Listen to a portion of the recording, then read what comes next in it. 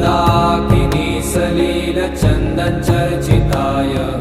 Nandishwar प्रमथनाथ महेश्वराय